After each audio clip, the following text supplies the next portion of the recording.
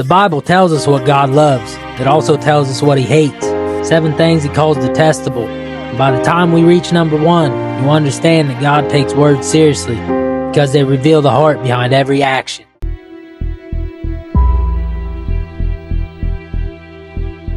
This first thing might surprise you because it's not violence, it's not betrayal, but Scripture says the Lord hates a proud look. Not confidence, not leadership, but pride. The kind that lifts itself up and slowly pushes God out. Pride doesn't usually look evil, it looks confident, self-sufficient, but Scripture warns us. Pride always goes before a fall. The Bible doesn't say God dislikes pride. It says He opposes it, because pride doesn't just ignore God, it replaces Him. That's why this is first on the list, because pride isn't just a flaw, it's a posture, and it determines whether we hear God or miss Him completely. And what comes next on this list shows how fast pride can turn into something worse.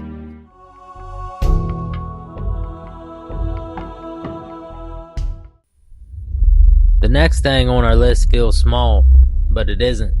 Scripture says God hates a lying tongue. Not just big lies, not just courtroom lies, the half-truths, the exaggerations, the words we twist to protect ourselves. Words don't just pass through the air, they land, they shape reality. And Scripture treats truth like something sacred. Lies feel useful in the moment. They buy time, save face, avoid conflict, but Scripture says every lie pulls us further from the light. That's why this one matters. Because lying isn't just about facts. It's about the heart.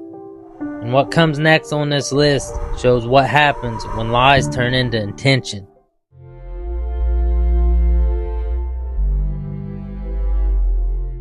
This is where the list turns heavy. Scripture says God hates hands that shed innocent blood. Not just murder, not just war, but taking a life that God Himself calls innocent.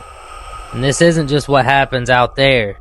It's about how lightly life is treated when God is pushed out of the picture. Throughout Scripture, innocent blood cries out to God. Abel's blood cried from the ground. God hears what the world tries to ignore. This isn't just about action. It's about what leads to it. When truth is twisted and people are devalued, violence isn't far behind. That's why this one sits at the center of the list. Because when innocent blood is shed, something sacred is crossed. And what comes next shows what happens when the heart starts planning evil.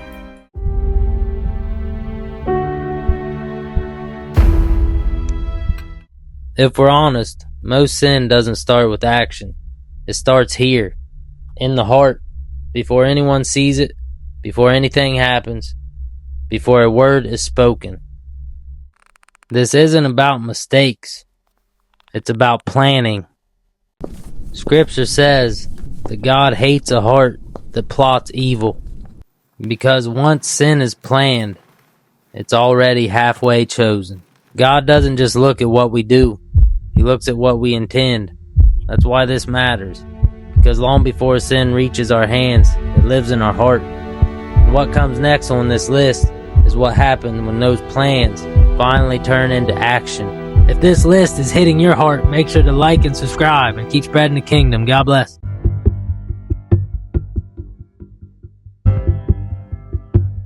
This one doesn't start with violence. It starts with movement, with urgency, with the heart already decided. Scripture says God hates feet that are swift to run to evil. Not stumble into it, not pressured into it, but eager for it. This isn't about accidents.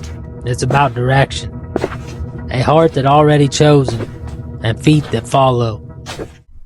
When sin stops needing to convince you and starts pulling you forward, God isn't just watching what we do. He's watching how fast we move toward it.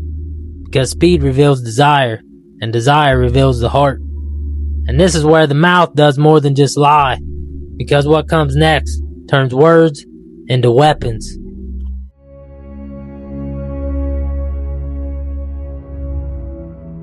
We know about a lying tongue, but this one, a false witness who speaks lies, Scripture treats this as deadly serious, because these lies don't just misinform, they destroy trust, they ruin reputations, and sometimes they can cost innocent people everything.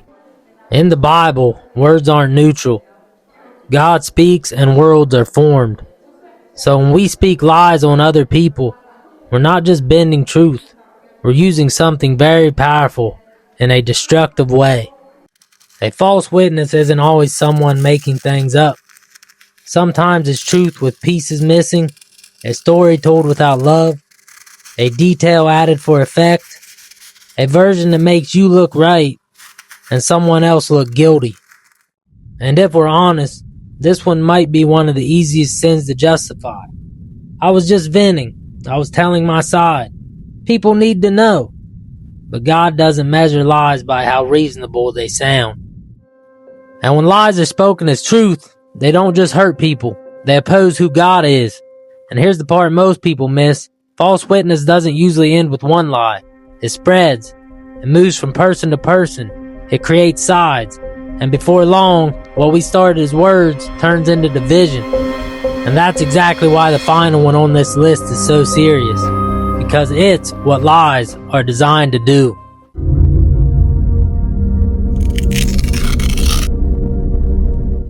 This is the one God saves for last. Not violence, not arrogance, division. Scripture says God hates the one who sows discord among brothers. Because this just isn't about individual sin anymore. It's about tearing apart what God is building. Discord doesn't start loud. It starts with maybe a whisper, a comment, a side conversation. Then sides form. People stop listening. Motives get questioned. Love gets replaced with suspicion. God doesn't hate discord because he's offended. He hates it because it destroys families, friendships, and even churches. This is why Scripture ends the list here in Proverbs. Because lies divide, pride isolates, and discord finishes the job. God loves unity, not fake peace, but truth held together by love. So the warning isn't just don't cause division, it's this. Be careful what you release into the room, because what enters it will shape it. These aren't just ancient warnings, they're mirrors. Proverbs doesn't list these things so we can point fingers. It lists them so we can check our own hearts. Because God isn't just concerned with what destroys lives, he's concerned with what destroys unity. And if this touched your heart in any way, like it, share it, and comment what stood out to you so we can keep spreading the kingdom. God bless. There's no me in kingdom, and the clock is ticking, so go out and bring others to the crown.